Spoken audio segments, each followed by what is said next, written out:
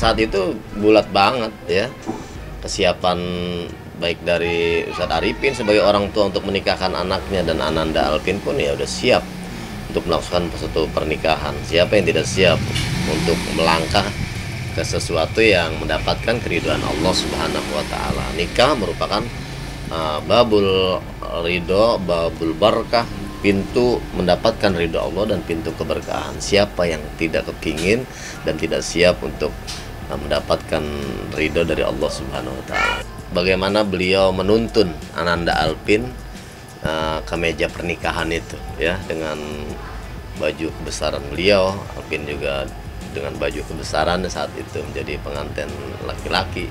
Itu suatu peristiwa yang luar biasa bagi saya untuk menyaksikan itu, karena pernikahan merupakan satu yang sakral. Akad nikah disaksikan oleh orang-orang soleh, oleh para ulama. Ini merupakan suatu hal yang luar biasa ya.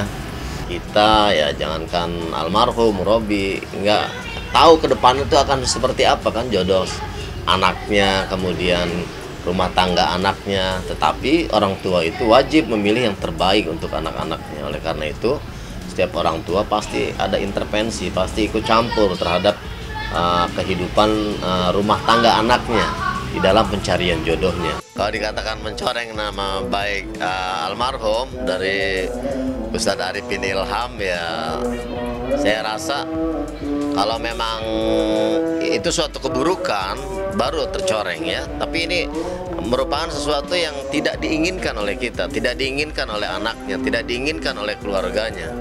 Jadi sesuatu yang tidak diinginkan itulah ya, itu tidak dikatakan mungkin menjadi nama almarhum menjadi tercoreng dan lain sebagainya. Menurut pendapat saya itu tidak.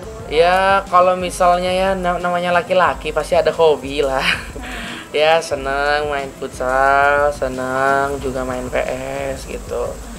Tapi kalau misalnya saya tahu Amr ya main PS ada waktunya, dia juga ada waktunya dia berkeluarga gitu, ada waktunya kalau dia tidak berlebihan begitu. Relatif masih sangat muda, berarti kan masih banyak yang belum dia capai. Itu sangat membahayakan dan menjadi sangat tidak bagus untuk menjalani kehidupan, karena akhirnya nanti mereka tidak menjalankan tujuan hidup bersama, malah sibuk untuk mengurusi hobi masing-masing, ego masing-masing gitu, dan bahkan cenderung seolah-olah pasangan ini menjadi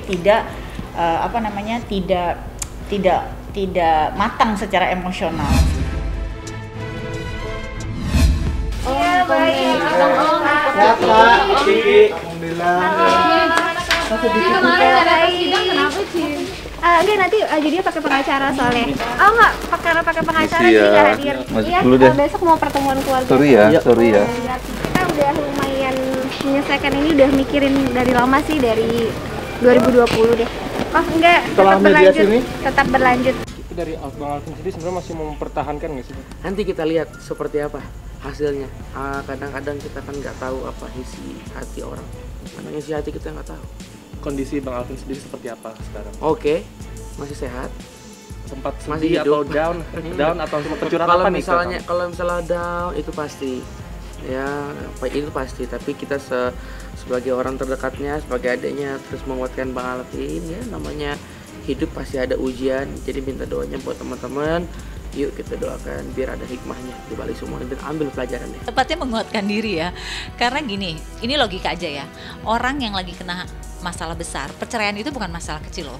Ini masalah besar, belum lagi ada stigma dari masyarakat, ya kan, belum lagi ada pro dan kontra dengan perceraian ini gitu.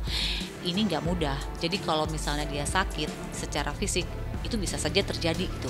Dalam psikologi namanya psikosomatis. Jadi pikiran yang mengganggu gitu, yang menyebabkan akhirnya fisik menjadi drop itu ada gitu. Nah, tadi kelihatan banget dia berusaha menguatkan gitu, karena dia tahu bahwa apa yang dia jalani, apa yang dia hadapi saat ini nggak mudah, maka dia mencoba untuk bisa terlihat kuat di depan teman-teman awak media. Orang yang mau berpisah atau melakukan satu tindakan talak di pengadilan ya kadang-kadang memang yang diperlihatkan itu ya kekurangannya. Dengan segala macam bentuk kekurangan kemudian diposting ke media, ya ini sangat tidak etis lah ya, karena rumah tangga, apalagi suami istri, hunna libasulakum wa antum libasulahunna. Seorang suami ya pakaian bagi istrinya, seorang istri pakaian bagi suaminya. Artinya pakaian itu menutupi segala kekurangan, menutupi aurat. Jadi bagaimanapun keburukan suami kita, walaupun dalam proses perceraian, ya tidak usah dinaikkan ke media. Kalau ditanya parameternya apa sih saat menikah tuh udah dewasa atau belum? Yang pertama, siap nggak menerima perbedaan? Dua kepala yang berbeda, pasti tinggal nunggu waktu akan terjadinya konflik, bener nggak? Pertanyaan berikutnya, udah tahu nggak gimana cara menghadapi konflik? Apalagi parameter kalau kita mau bilang seseorang itu udah dewasa atau enggak. Apakah dia berani mengambil tanggung jawab? Loh, tanggung jawab buat apa? Tanggung jawab untuk membangun hubungan yang hangat, yang harmonis.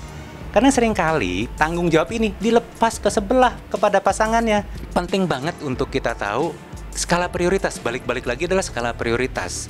Ya, hobi penting, me time penting. Tapi kalau sampai itu mengalahkan prioritas yang lain, kayaknya PR banget deh buat yang bersangkutan. Jangan dulu kalau bisa curhat di media sosial, apalagi mengumbar aib keluarga. Kan di agama juga tidak diajarkan untuk mengumbar aib keluarga kan. Nah, jadi lebih baik kalau memang mau menulis sesuatu, gatal tangannya pengen menuliskan sesuatu di media sosial, minta saja doa kepada netizen yang baik-baik, karena jodoh, maut, anak, rezeki itu bagaimanapun juga urusan Allah. Pastilah masih sayang, pasti gitu. Mungkin ini juga udah keputusan mereka bersama semuanya. Hak asuh anak insya Allah sama Larissa gitu. Alvin juga udah setuju, nggak ada perebutan apa-apa. Kalau debat kalau di rumah tangga pas biasa kali ya ada. Tapi kalau untuk urusan yang gitu jarang sih kalau lihat, maksudnya lebih ke menutupi lah.